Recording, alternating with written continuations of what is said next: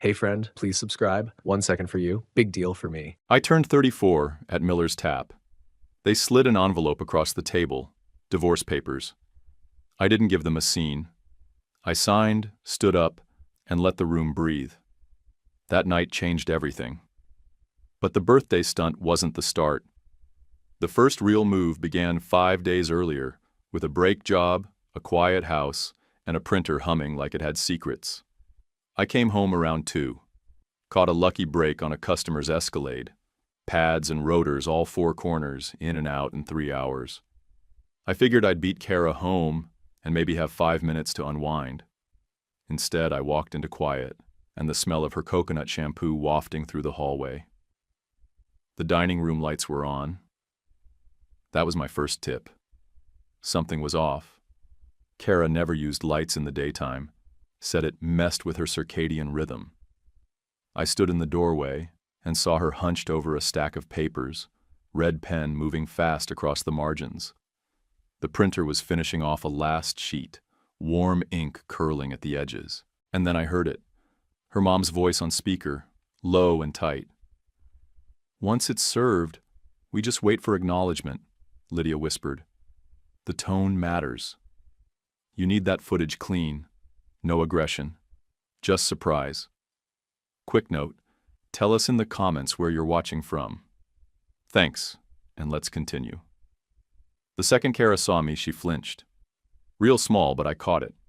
She moved fast, stacked the papers in one motion, slid them into that stupid envelope with the silver balloons, and shoved the whole thing into her work tote like she was late for a meeting. "Budget stuff," she said, not looking up. Her voice went weirdly bright. I was just finishing the new budget. That alone should have told me. Kara never touched our finances. She treated the bank app like it was nuclear waste. I paid the bills, kept the lights on, tracked every cent. She handled whatever fake crap her influencer clients sent her and called it creative work. Lydia's voice changed, all molasses. "Hi, dear," she chirped. That's how she always said it. Dear, never my name. I was Kara's husband to her, like a hotel room that hadn't been cleaned yet. Kara walked over, kissed my cheek, and then, real casual, said, "Can you swing by and grab Tessa's dry cleaning tomorrow?" Like I was her assistant. Not even her sister's birthday, no reason at all. Just grab her stuff. My gut sank, that hollow stomach drop you get when a jack slips under a car and the whole weight shifts.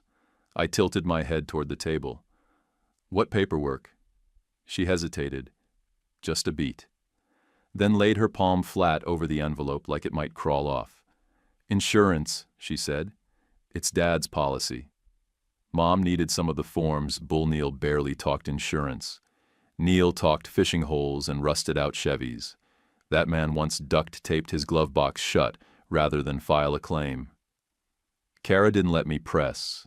She pivoted straight into the Miller's Tap setup, as if that was always where the conversation was going. "Wouldn't it be kind of meaningful to celebrate your birthday at Miller's?" she said. "Where you cook?" She hesitated on cook, like the word was beneath her tongue. I wiped grease off my fingers with the hem of my shirt. "Sure," I said. "It's my second job, but it pays more per hour than her sponsored lip gloss gigs." Meaningful, huh? "Perfect," Lydia cooed through the phone. Then the line clicked off. When they left the room, I walked over to the table, still warm from the printer. On the counter were 2 sticky notes. One had a lawyer's name and a number scribbled on it. The other, 3 words. Record his reaction. I didn't breathe for a second, just stood there, hand on a cold beer from the fridge, pressing it to my neck like that could chill the heat rising in my ears. I stared at those sticky notes like they were flashing red on a fuse box. My hands felt itchy, my jaw locked, and suddenly, I knew exactly what the envelope was. Budget, my ass. That night, Kara turned soft. Back rub without asking. A movie I actually liked. She made popcorn, burned it, laughed like old times. She said, "I appreciate you."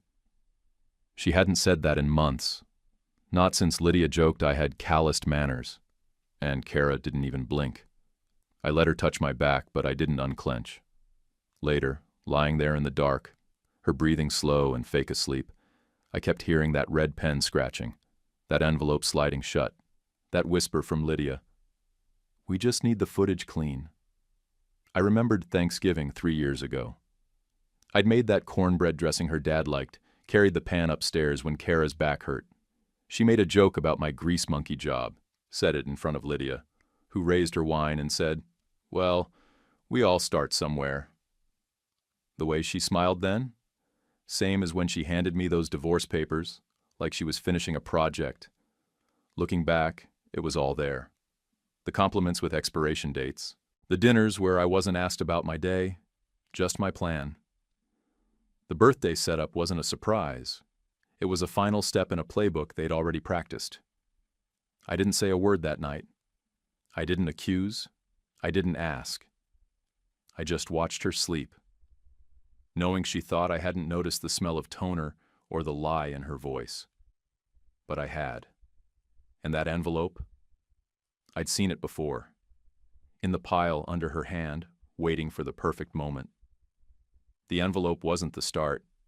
It was just the last straw. The first crack showed up 2 weeks after our honeymoon at Tessa's friend's promotion party. Some marketing girl I'd never met just made senior coordinator or something, so they threw a backyard bash with fairy lights, signature cocktails, and a tent big enough to hold a wedding. I wore a button-down that didn't quite fit and tried to make small talk near the shrimp tower. Lydia caught me and waved over a woman in a navy pantsuit. "This is Kara's husband," she said, smiling like she was doing charity work. "He's in automotive." She let the word hang there. Not mechanic, not shop lead, just automotive. Like I was a guy who parks cars. I laughed it off and told a story about a stalled Tahoe we had to push off I-17 in the rain, and how the driver tipped us with 2 soggy Big Macs and a 20. The woman smiled like I'd just told her how I collect bugs. By the time I finished, she was already turning back towards some guy in finance who apparently invented a spreadsheet plugin. Neil walked by, handed me a beer, patted my shoulder once, and then stared at the ground like he'd just seen a wreck. Labor Day rolled in hot. Kara wore linen and pretended she didn't notice the heat. Lydia raised a glass halfway through lunch and gave a toast. "To Tessa's raise," she said, lifting her wine. "To Kara's marketing awards. And to—" She paused. Her eyes landed on me. "Resilience." People clinked glasses. I forced a laugh that sounded like it came from under a hood. Kara didn't even flinch. Thanksgiving, Lydia went around the table listing accomplishments like she was emceeing a banquet. Tessa closed 4 contracts. Kara got featured in that industry blog. Then she turned to me and said, "And we're thankful for the trades. Not me, not Luke, the trades." Like I was part of some workforce she read about once and was now honoring out of politeness. Christmas wasn't subtle. Tessa opened a leather planner. Kara unwrapped a new Fossil watch. I got a paperback called Level Up, a guide for late bloomers, wrapped in grocery store ads. That wasn't a joke. When I held it up, everyone chuckled like I was the punchline at an office party. I looked at Kara. She smiled and mouthed, "It's just funny." New Year's Eve, we had champagne and plastic flutes and sparklers in the driveway. Kara took a selfie with Lydia and Tessa and posted it with the caption, "Women Who Win." I was standing behind them, holding a trash bag full of paper plates and empty bottles. After midnight, Lydia pulled me aside near the mailbox. "Have you ever thought about going back to school?" she asked, like she was ordering from a menu. "Provider roles are evolving." I nodded, said, "I'll look into it." What I wanted to say was, I work 2 jobs and still have enough in savings to spot your daughter's half of the utilities. But I didn't. I never did. The family group chat became a performance review. TED talks about leadership. Productivity articles. Questions like, "What's your 5-year timeline?" As if I was a stalled-out franchise. If I mentioned being sore from a long day under a truck, Lydia would send me a podcast about posture and office chairs. Kara told me once over chicken and rice, maybe you could build a trajectory, like a forward-facing one. You mean a job? I asked. I mean optics, she said, like how things look from the outside. We stopped talking about feelings, started talking about optics. Sid's bar was the only place where people asked me real questions. You fixing that Explorer tomorrow? Think the Sox will pull it off this year? Nothing deep, but it was honest. At Ray's, Jules once said, "You're the fastest I've seen on a diagnostic." Ever I didn't know how to respond to that. I just nodded and kept working. Back home, I became the guy who got talked over. My wins didn't count unless they came with a certificate or a mention on Kara's Instagram. I started wearing button-downs I couldn't afford to interviews that didn't call me back. I rewrote my resume so many times I forgot what was real and what was bullet points. One night I stayed up until 2 a.m. trying to figure out what upskilling meant because Tessa had texted it in the chat with a winking emoji and tagged me. Kara read the thread, laughed, and said, "They're just trying to help." I nodded and shut off my phone. By spring, year 2 and some change, I could barely look at myself in the mirror unless my hands were covered in grease. Clean hands looked wrong, like someone else's. I checked my credit score and it had dipped 30 points. Most of that was interview clothes and gas money from all those second-round calls that went nowhere. I barely ate lunch most days, just coffee and whatever snacks someone left in the break room. One morning, I caught myself practicing interview answers in the truck, saying things like, "I'm ready to lead," and "I bring hands-on knowledge to fleet systems." I'd say it, then realize I sounded like I was faking it, like I was pretending to be a person who belonged in the room. Kara didn't notice. Or she noticed and didn't care. She'd come home from a marketing lunch with 10 photos on her phone and a big smile and say things like, "You should meet Greg, he's a consultant. He helps people pivot. I didn't want to pivot.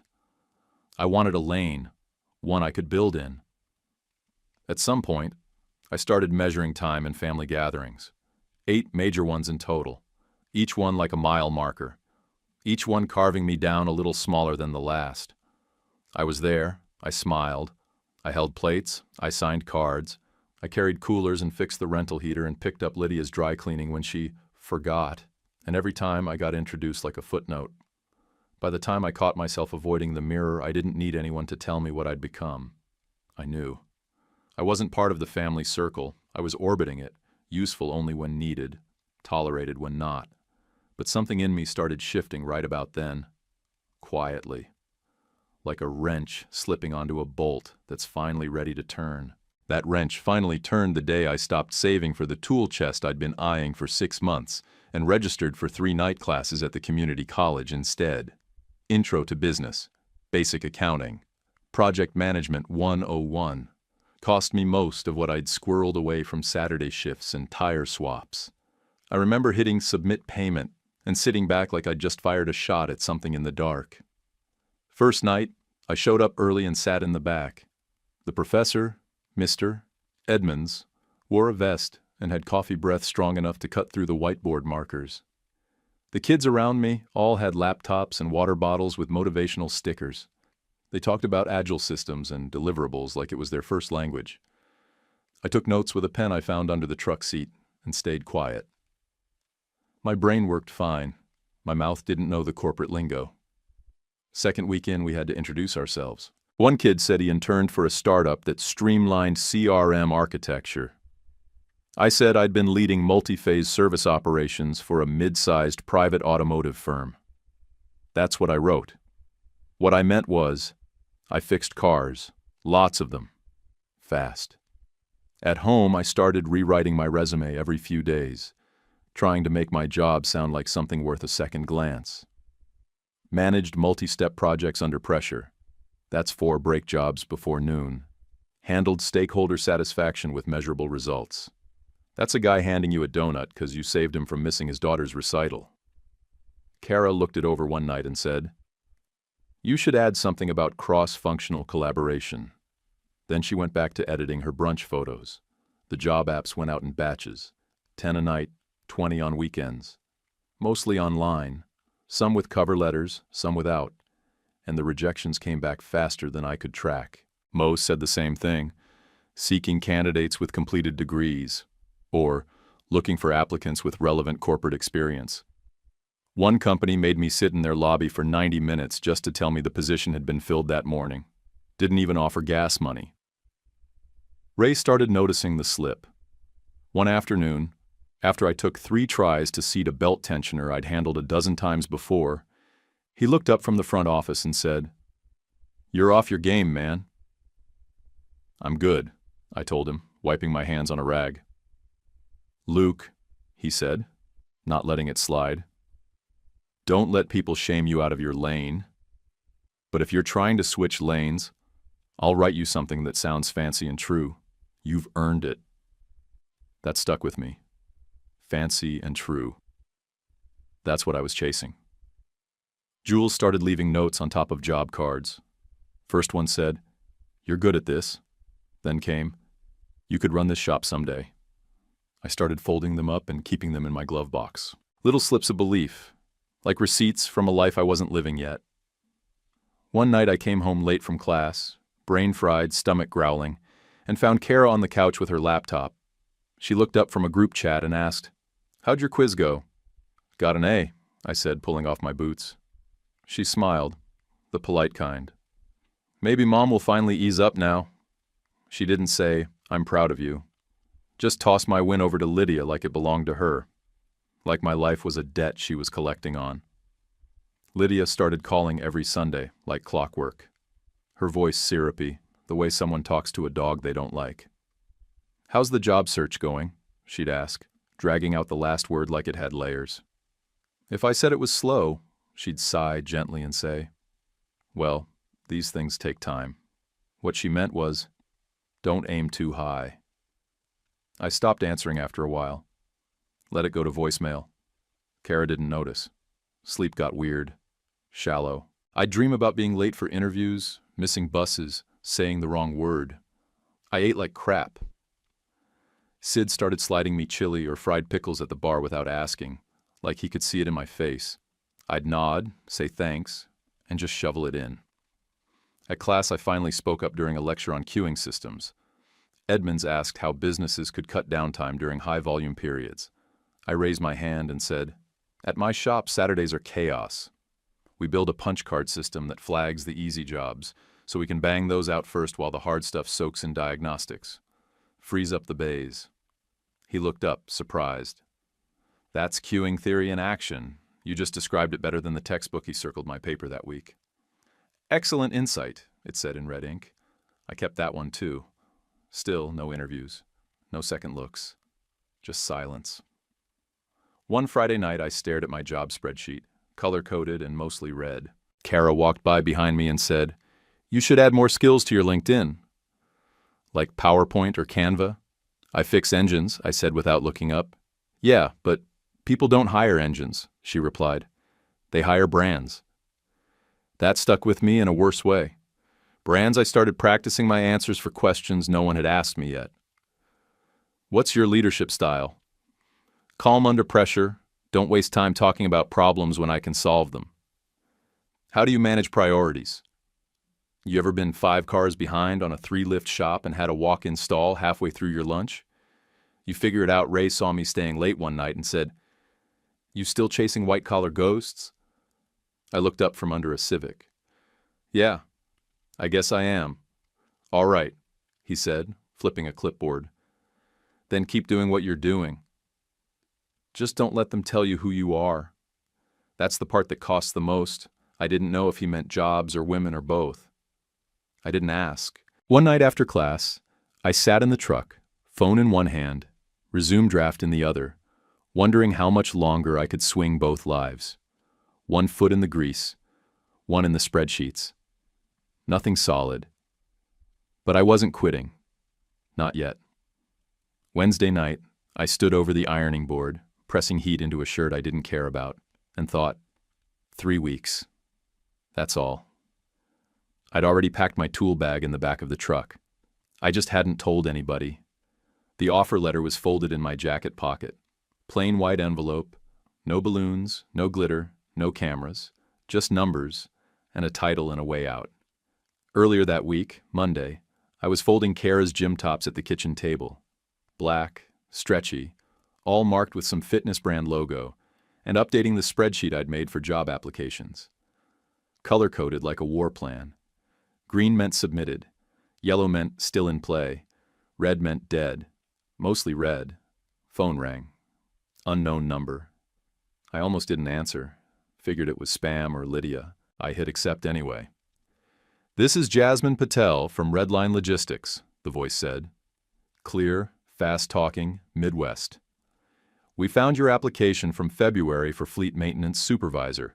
Are you still interested?" I stood up so fast, my knee smacked the table, and one of Kara's sports bras flopped to the floor. I barely noticed. Jasmine chuckled on the other end, an actual human laugh, not corporate polish. "You okay there?" she asked. Yes. Yeah. Still interested," I said. My voice cracked like I hadn't used it in hours. She dove in like she'd been waiting to. "We like your hands-on experience. Your time in a live shop shows initiative, and your references are excellent. We can teach someone our systems. We can't teach instincts." She told me the package straight. No dancing around it. 62 grand base, medical and dental, 401k match, company phone and laptop, 4 months of corporate housing, 2 blocks from the main yard while I got settled, relocation stipend. Start in 3 weeks if I wanted it. Location, Cedar Falls, 3 hours out. Then she hit me with it. "Ray Harper says you handle chaos without getting loud." I couldn't talk for a second. Ray never even told me he'd put his name down. "I appreciate that," I said, steadying my voice. "We'd like to set a formal interview," she said. "Tomorrow at noon. Over the phone, 30 minutes tops." We locked it in. I thanked her again, hung up, and stared at the fridge like it was going to say something back. My hands were shaking. That kind of hope buzzes in your ribs and makes your stomach flip like bad gas station coffee. That night, I reread the confirmation email 3 times, saved it to a flash drive, took a screenshot, printed a hard copy. I wasn't taking chances. I didn't tell Kara. Not because I was trying to sneak around, but because I'd learned, plain and simple, that good news dies fast in the wrong room. And in our house, good news about me barely survived 5 minutes. Tuesday at lunch, I took the call in my truck, parked behind Ray's, sandwich still in the bag beside me. Jasmine was sharp, asked real questions. How I handled downtime metrics, how I managed parts delays, and what my workflow looked like when a unit failed mid-route. She asked what I'd do if a driver got stuck outside Amarillo at 2 in the morning with a dead lift gate and a hot load on ice. Walk him through a safe bypass, then dispatch parts and notify receiving. "Delay's better than a spill," I said. "That's what I thought you'd say," she replied. "We'll be in touch soon." I sat in that truck, windows up, sweat crawling down my back, and grinned like a fool. By 5 o'clock, the offer letter was in my inbox. Bold header, company logo, signed at the bottom. Official. I printed 3 copies, slid one into a plain white envelope and tucked it into the inner pocket of my work jacket. Folded another and placed it under my truck registration in the glove box. One more in the lockbox with the title to the Honda. I wasn't losing this. Drove to class that night like I had a secret taped to my ribs. Bought Jess her favorite scratch-offs at the gas station on the way home. She likes the ones with the crossword grids. And didn't tell her why. Just handed them over with a wink. "You hit something big?" she asked, half kidding. "Not yet," I said, "but I feel lucky." Next night, Kara brought up my birthday while brushing her teeth. "What do you want this year?" she asked through a mouthful of mint foam. "Quiet dinner," I said, rinsing my face with cold water. She snorted. "Mom already planned something. Nothing huge, just a little get-together." I nodded like I was fine with it. "All right," I said, "I'll iron something." She smiled like we were normal, like I hadn't been sleeping with one foot emotionally out the door for months. Later, while she curled her hair in the bedroom, I sat on the couch and opened the offer letter again, ran my finger down the numbers. Not millionaire money, but real money. Ladder money. You know that feeling when your shift ends and you're still wired? Like your body's ready to keep working, even if your brain's done? That's how I felt sitting there. Like the real work hadn't even started yet, but for once, I wasn't running in place. I thought about what Ray had said. Don't let people shame you out of your lane. This wasn't shame. This was strategy. 3 more weeks and I'd be clocking in somewhere clean. Somewhere that didn't smell like fryer oil or echo with Lydia's voice through a Bluetooth speaker. I still hadn't told anyone. Not Ray, not Jess, not even Jules, and she could read me like a Torque spec sheet. I wanted the whole thing to be real before I spoke it out loud. Wednesday night, I laid out my shirt for the birthday thing. Light blue. Sleeves rolled twice. Rolled. Didn't care if it wrinkled. Wasn't planning to stay long. I looked at the envelope in my jacket pocket and thought, this is the one that counts. Not the envelope they had waiting for me. Theirs had glitter and silver balloons, and a plan to humiliate me. Mine had my name on it, followed by supervisor. Miller's tap was already buzzing when we walked in. I nodded at Buck near the jukebox, got a happy birthday from the dartboard crew, and gave Jess a chin raise behind the bar.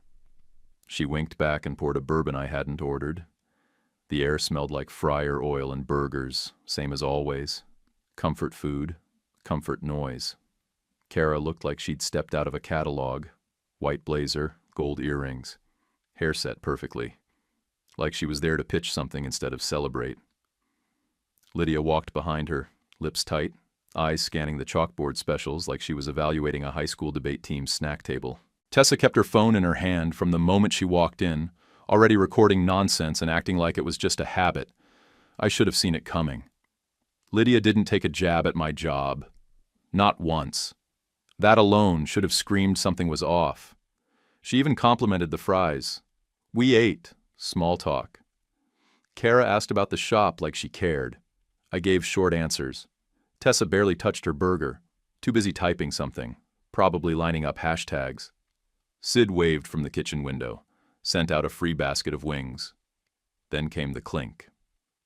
Lydia stood, tapped her spoon against a pint glass like she was introducing a keynote speaker, and pulled the envelope from her bag. Silver balloons, glittery trim. From all of us, she said. She smiled like she was handing me a diploma. I already knew. I opened it anyway. The header said it all. Petition for dissolution of marriage. My full name, the case number, blank signature line waiting. Filed last week. They didn't even bother sealing it. Tessa held her phone higher, trying to catch my face as it broke. I didn't give her that. Kara's lips had that same tight line I'd seen whenever I worked late. Cold, flat, certain, no hesitation. Lydia slid a pen across the table like a poker dealer passing chips. No need to drag this out, she said. Casual, practiced. Around us, people were catching on. A couple guys paused mid-dart. Jess stopped pouring a pitcher and narrowed her eyes. Marco peeked from the kitchen. The room didn't go silent, but it shifted. I signed. First initial, last name. No drama, no shaking hand, no hesitation. I clicked the pen shut, set it down gently and leaned back in my seat. My lungs didn't feel heavy. They felt clean. Kara blinked. That's it? You're not going to talk? Her voice cracked halfway through like she'd expected more. Yelling, a scene, something she could point to later and say, "See?" He lost it. I nodded once. Thank you. Genuinely, I reached into my jacket and pulled out my envelope. The plain white one. No frills, just facts. My turn, I said. Tessa stopped recording, confused. That alone was a win. I opened my envelope and pulled out the letter. I didn't have to read the whole thing. Just enough to make it stick. Fleet Maintenance Supervisor, Redline Logistics, 62,000 base, 401k, full benefits, 4 months corporate housing. Start date in 3 weeks, Sid hollered from behind the bar. Attaboy, Luke, the Dart guys clapped. Jess let out a sharp whistle. Even the group of middle school teachers by the window started cheering like I'd hit a walk-off. Lydia's smile froze, then came back too wide, too fake. Relocation? How? Sudden, she dragged out supervisor like it hurt to say. Kara jumped in, fast. We've talked about moving. It's not a total shock. We didn't, I said. Calm, straight. We talked about me being more present, more evolved, and still bringing in more. Tessa dropped her phone, picked it up, checked the screen, hit record again like muscle memory. She didn't even know what she was capturing now. It's in Cedar Falls, I said. 3 hours.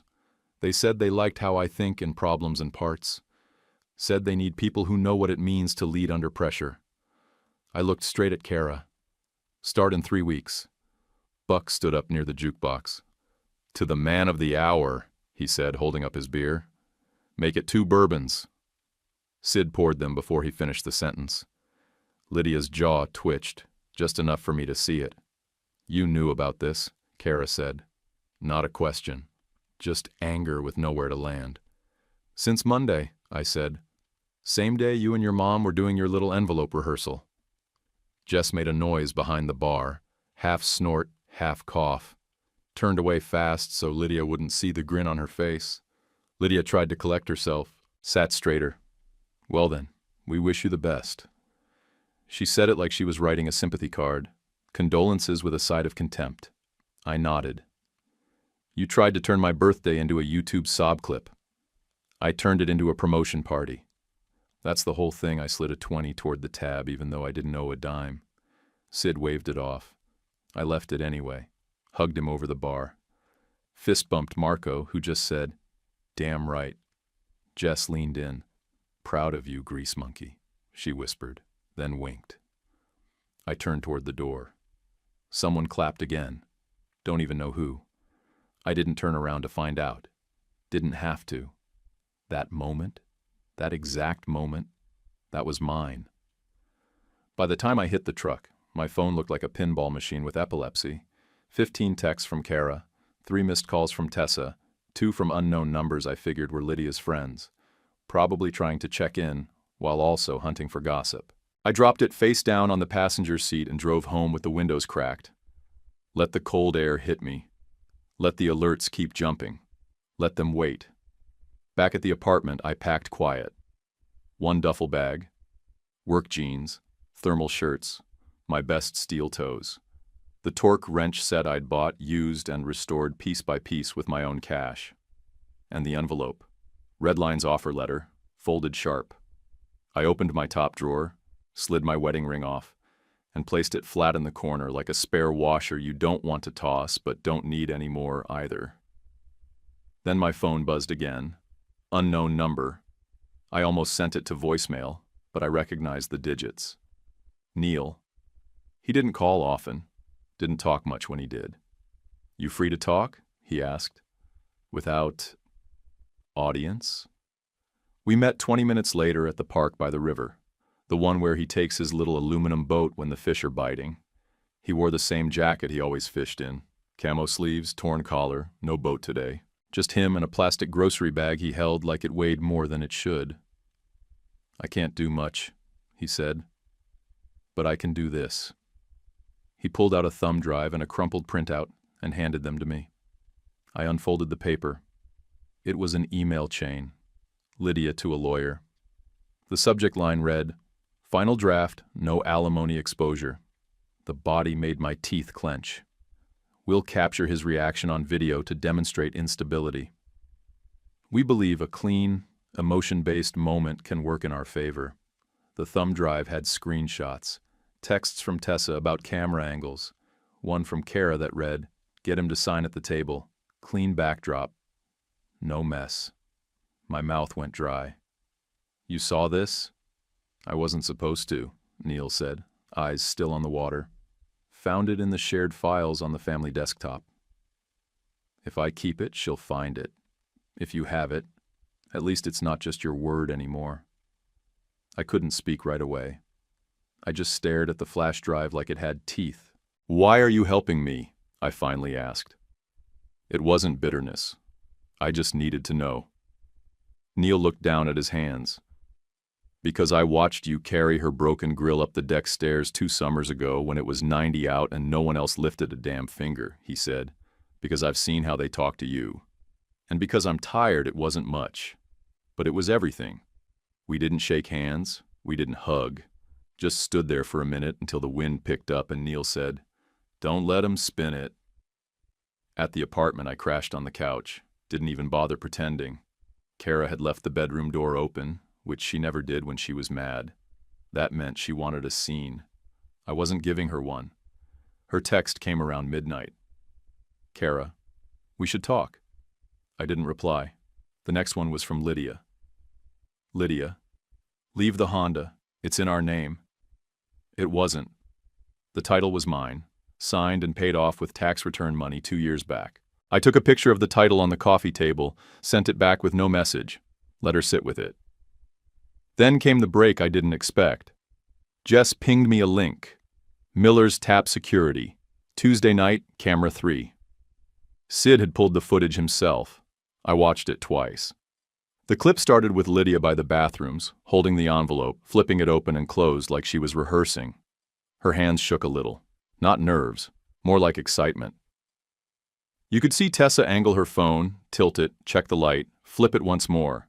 She tapped record 4 separate times before we even sat down. I emailed everything to Colleen, Ray's sister's friend, the lawyer who handled contract stuff for mechanics and shop disputes. I told her what happened. Attached the screenshots, the video, the printout, and one picture of the envelope itself. She emailed back in 20 minutes. "Colleen, keep all of this. Don't engage except through counsel. You're going to be okay." That line hit me harder than anything Kara had said in 6 months. I read it 3 times and finally let myself breathe for real. Next morning, Kara tried the waterworks.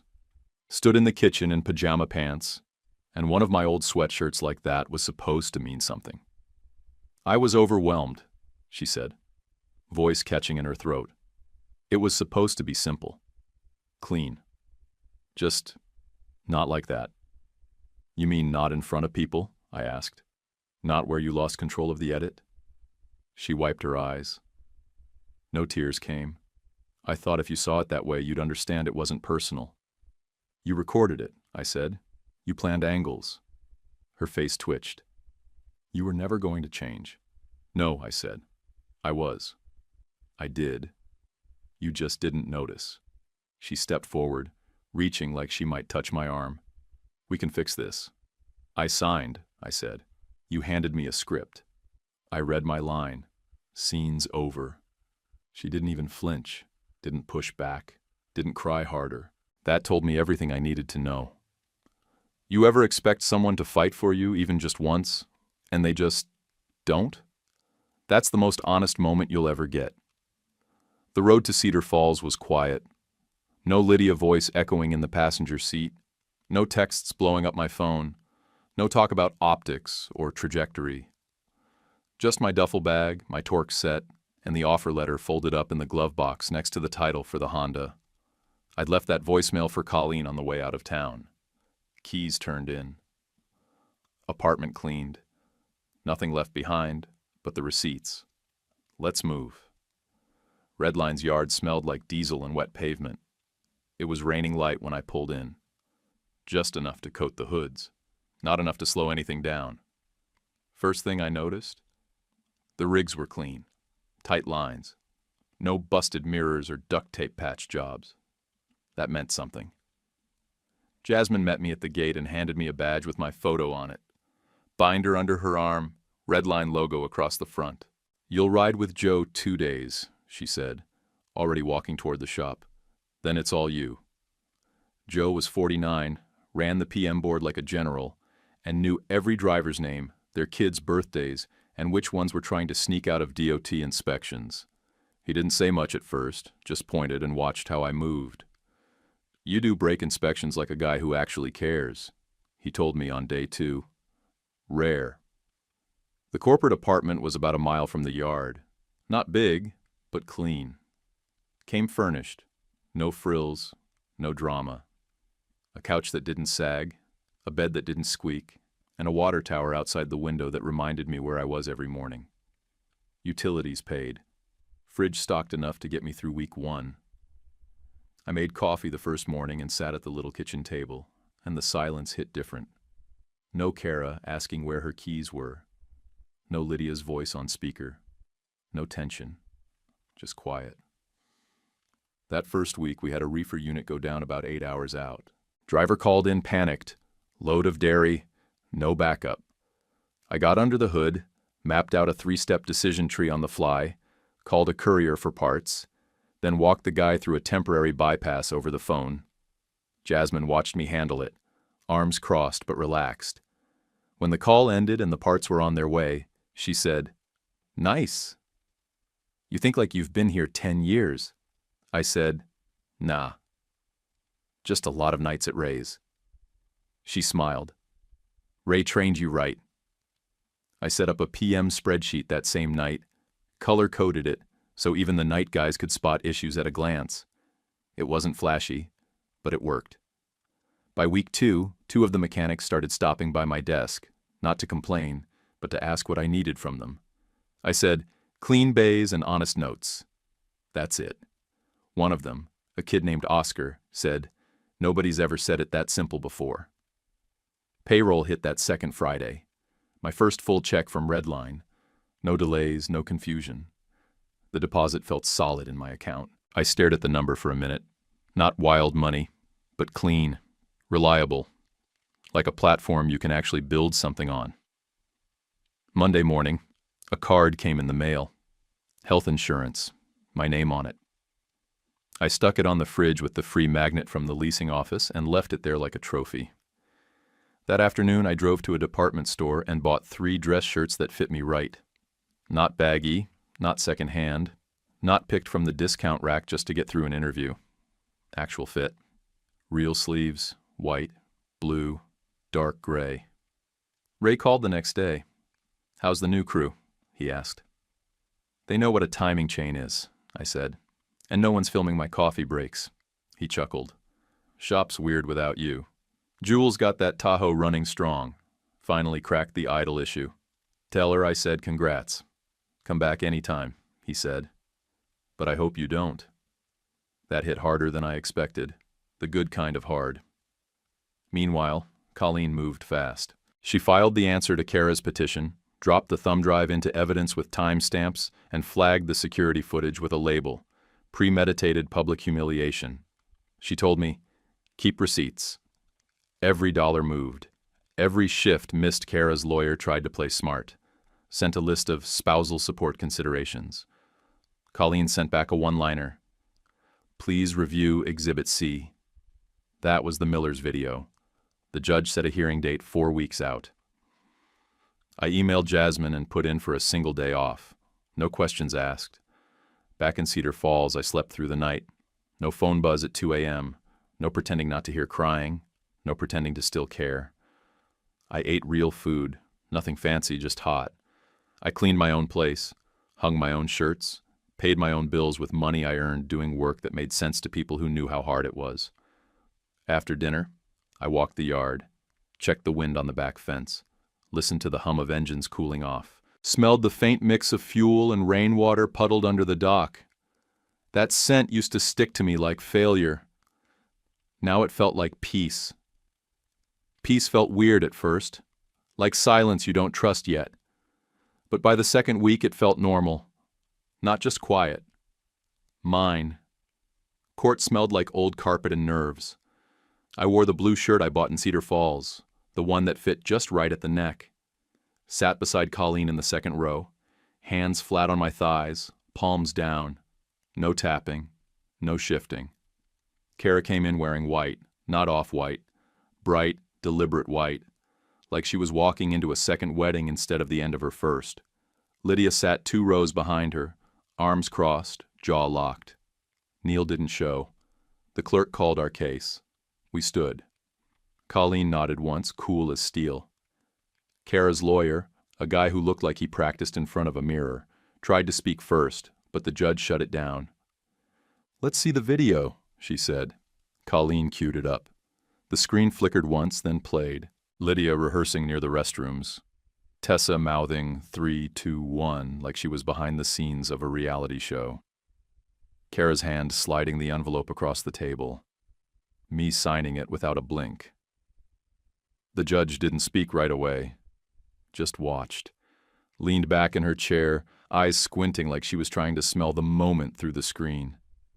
When the video ended, she sat forward slow and folded her hands. "I've seen this movie before," she said, "but not with such crisp footage." She flipped through the file Colleen gave her, looked over at Kara, then at Lydia. "No spousal support," she said. "No attorney's fees from respondent. Each party retains assets in their own name, shared items to be sold or split per the submitted inventory." Lydia opened her mouth, probably to protest, but then shut it. Kara didn't move, just stared ahead like her brain hadn't loaded the outcome yet. The gavel didn't even feel loud. It just landed. 3 days later, I was back at Redline filling in a gap in the route calendar when Jasmine knocked on my cubicle wall. "Fran from Central County Outreach is here," she said. "She's asking for you." I stood, wiped my hands on my pants like old habits, and walked out front. Fran was tall, red lipstick, carried a clipboard like it was a badge. I recognized her from one of Lydia's Labor Day things. She squinted when she saw me. "You're Lydia's," she started, then caught herself. "You were Lydia's son-in-law." "That's right," I said. Her eyes flicked to my badge. "Supervisor. Clear as day." "She didn't mention that," Fran said. "She told us you were between things." Before I could answer, Jasmine walked over. "Luke rerouted an entire fleet through a thunderstorm last week," she said. "Kept 5 deliveries on time. The drivers brought cupcakes." Fran gave a tight smile. One of those recalculating everything expressions. She didn't say much after that. Just scheduled the charity hall and left a lot more polite than she came in. That night, Sid texted me a photo. Someone had started a hashtag Team Luke tab at Miller's Tap. Sharpie signatures all over it. Buck. Jess. Even Marco signed it with a little wrench drawing. Jess sent a selfie right after, her holding a cardboard sign that said, "We're proud of you." I didn't even realize how much I needed that until I saw it. The next morning, Kara sent one last text. "Kara, maybe we rushed. We really had something." I stared at it for a full minute. Then I typed back, "Me. We had a roof and running water. You wanted a brand." Then I muted the thread for good. A few days later, a small envelope showed up at the yard. No return address. Inside was a note. No signature, just 2 words in blocky handwriting. "I'm sorry." I knew it was from Neil. I folded it clean and tucked it in the back drawer of my desk at Redline, next to a photo of me and Ray holding up that busted alternator like it was a championship trophy and a pack of backup fuses. The last thing Lydia ever did was send me a connection request on LinkedIn. No message, no emoji, just the request. I clicked ignore. Then I went back to finishing a PM report that was due by lunch. That click felt better than any speech I could have given. 6 months in, Jasmine called me into the office with her usual no-nonsense tone but a grin she couldn't hide. "Don't get mushy," she said, handing me a plaque. "Outstanding improvement. On-time PM's up 32%. Joe clapped like he was at a ball game. Someone yelled, "About damn time," from the shop floor. I didn't say much, just nodded once, real slow. The drivers pooled together and got me a custom-made metal sign. Luke's Bay. Even though I didn't wrench much anymore, I hung it up. Every time I walked past it, it reminded me exactly who I'd built it all for.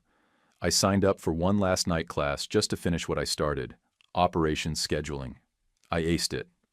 Mr. Edmonds sent a short email the next day. Knew you would. I printed it and slapped it on my fridge next to the takeout menu from the diner I liked and my health insurance card.